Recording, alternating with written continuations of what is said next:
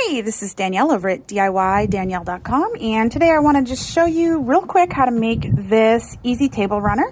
You could put this design on anything you want, whether it be a sign or a tablecloth or even individual placemats if you wanted, but I decided to do a table runner.